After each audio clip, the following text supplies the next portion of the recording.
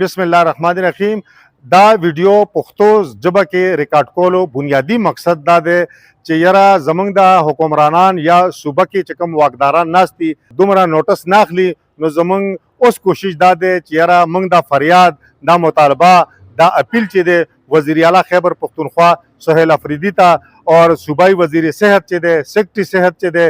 نور چې کوم ارباب اختیار دي، ډپټي کمشنر مانسیره دی یا کمشنر هزاره دی، چیف سیکرټری خیبر پختونخوا دی، چې دا ورته مونږ پیغام، دا فریاد، دا چې کوم زمونږ اپیل دی دا هغو ته په پښتو ژبه کې ورسي چې یاره ممکن ده چې هغو دې باندې عمل درآمد وکړي. اور مسله دای دا زمونږ هسپتال تر اوسه پورې دا کار چې دی مکمل نه دی او دې کې یو قسم لا یو تنازعي ده. تنازع دا ده چې ټیکدار دا وایي چې محکمې زما، محکمه صحت زما، حکومت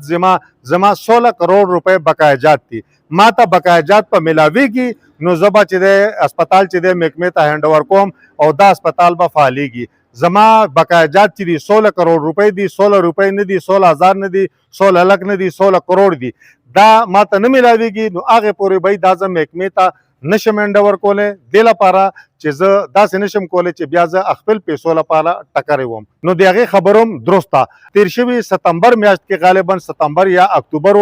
د اکرام غازی چیرمن ډیډه کمیټي مانسیره دی او زمونږ دلته نه اوږی نه صوبایي اسمبلي ممبر دی، هغه د ټولو محکمو میټینګ راغوښتی و. هغه دوستانه ماحول کې هغې محکمه صحت والته دا وویل چې بھئی دا معاملات چې دي دا کلیر کړئ، ځکه د هسپتال نه کمپلیټ کېدو په وجه، دا محکمې ته نه هینډ اوور کېدو په وجه د اوږی خلکو ته، د اګراور تناول خلکو ته، بلکې تورغر ډیره علاقه ورسره لګي د هغې خلکو ته چې د صحت معامله کې شدید مشکلات دي، ډیر زیات چې دی هغو مطلب دی وخت سفر کېږي، لیکن یقین دیاني وکړه عمل درآمد نه دی شوی. او سموده پیله چې دی هغه صوبایي سیکرټري پلاننګ اینډ ډیولپمنټ هغه راغلی و، دلته د هسپتال دورای کړې وه، هغه هم دا صورتحال وکته، هغوی وایي دا خو هسپتال تقریبا کمپلیټ دی. نو هغه سره موږ په خپله خبره وکړه، موږ ورته وایي چې هسپتال خالد پرویز غالبا نوم و، موږ ورته وایي چې وایي د هسپتال کمپلیټ دی، 1% کار هم نه دی پاتې. ټیکدار چې دی هغه محکمې ته هینډ اوور کوي نه او هغه دا وایي چې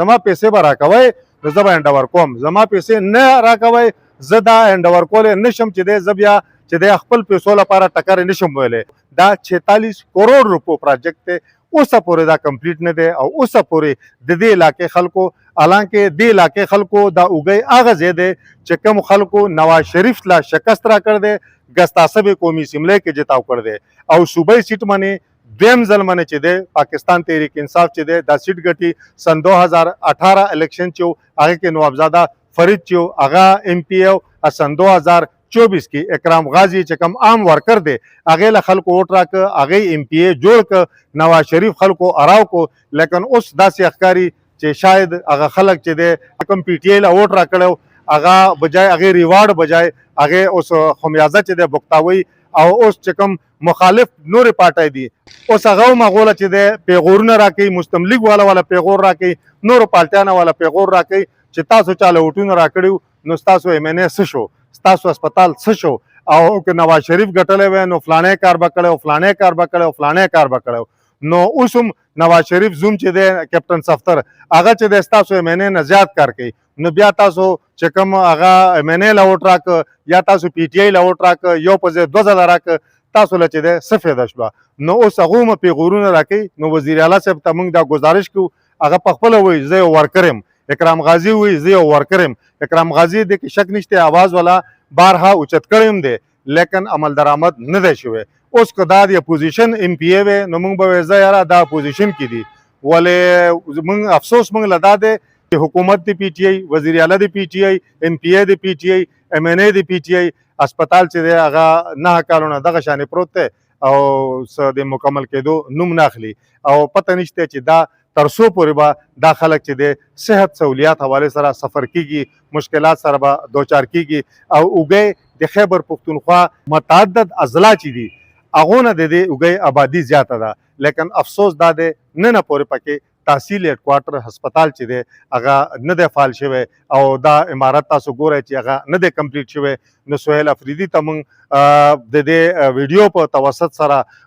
نیغ په نیغه دا درخواست کوو، دا اپیل کوو چیف سیکرټري صاحب ته، دا اپیل کوو شهاب علي شاه ته، دا اپیل کوو چیف سیکرټري شهاب علي شاه ته، دې نه علاوه سیکرټري صحت وزیر صحت ته دا درخواست کوو چې دې هسپتال چې کوم فنډ دی هغه ریلیز کړئ او یا سهل ولا وباسئ، فنډ ریلیز کوئ څه کوئ محکمه چې څه کوي، لیکن دا هسپتال چې دی محکمې ته هینډ اوور کړئ، دا هسپتال فعال کړئ. خدای ومنئ چې دا هسپتال فعال شي او تاسو کریډټ بنیم سره راشي چې یاره پی ټي آی هم دلته هسپتال چې دی هغه کمپلیټ کړی او افتتاح ولې وکړه او کار پکې سټارټ شو. نو دا تاسو ته دوباره درخواست دی چې دې هسپتال چې دی د دې کوم فنډ دی هغه ریلیز کړئ چې دا زر تر زره چې دی د دې کار مکمل شي او دا محکمې ته حواله شي او د اوږی خلکو ته هم د صحت جدید سہولیات چې دي هغه د هغو دهلیز باندې میسر شي.